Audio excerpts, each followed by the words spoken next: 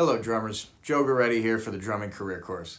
Today I want to talk about 5 skills I believe every professional freelance drummer should possess in order to ensure a successful career in today's music business. Keep in mind this is coming from the perspective of band leaders.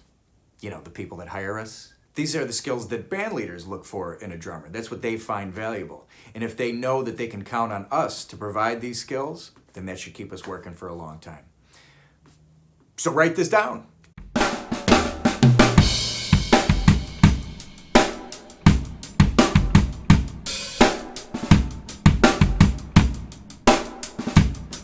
Timekeeping. This is the #1 biggest responsibility of drummers.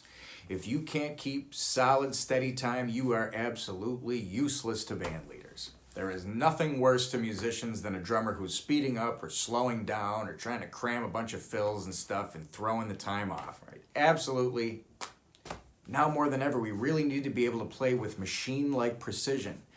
Largely because most of modern music is being generated by machines. People are used to hearing quantized beats.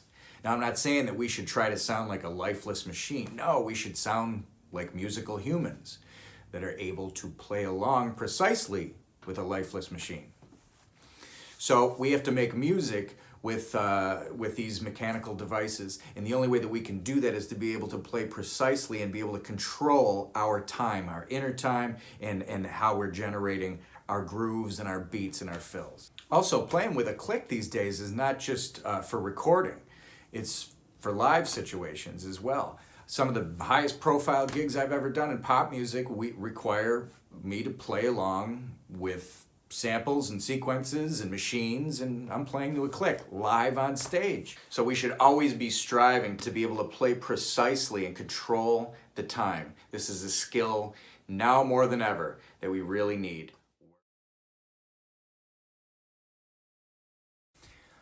Sight reading. Yeah, I know I'm gonna get blowback. What do you mean sight reading? Well, I know a whole bunch of professional drummers. You don't have to know how to read to be a successful drummer. Yeah, well, couple things on that. The ability to sight read has never, ever hurt anyone, ever.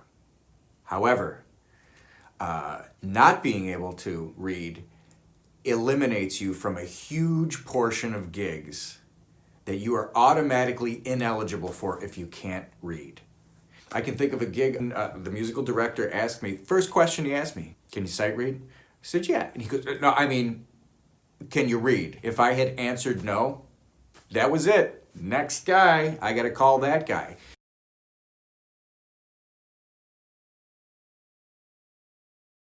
In one way or other. Either they give me the music and I have to sight read the music, or charts that I made so that I can play the music precisely and correctly the whole way.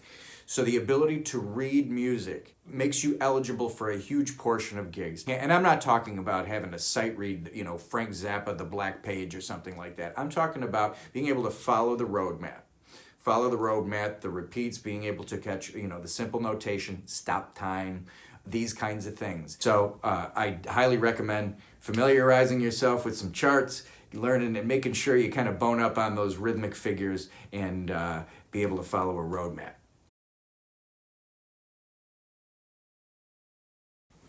Versatility. Versatility is the ability to play a number of different styles competently. In order to really flourish in today's freelance music industry, it really helps to be able to play a number of different styles and situations. It opens the doors to so many different musical opportunities and as well as sources of income than if you just limited yourself to one style of music. You might be playing jazz at a cocktail party one night, slamming funk in a club another night, and then playing a dance beat at a wedding, right?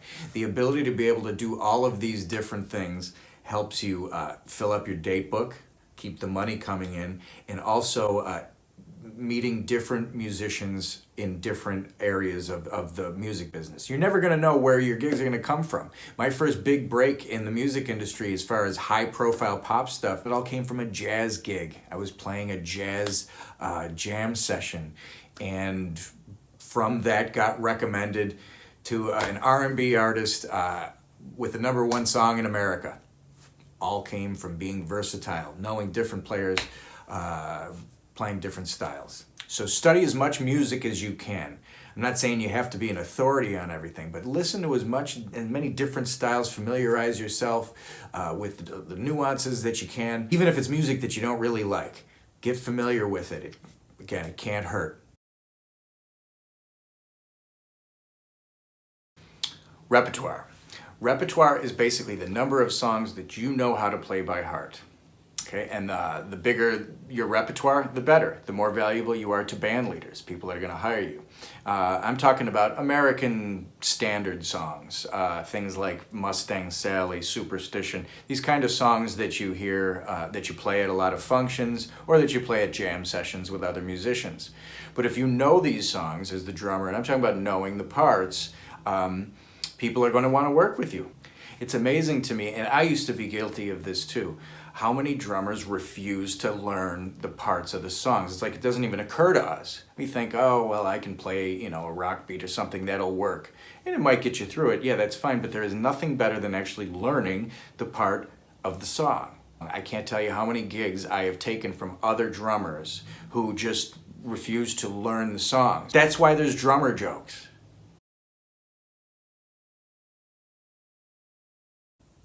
Professionalism. Conducting yourself like a professional, not causing grief to the band leader. You're on time, that's a big one, on time, and on time for a drummer is at least an hour before downbeat, okay? This will give you time to be prepared, ample time to get set up.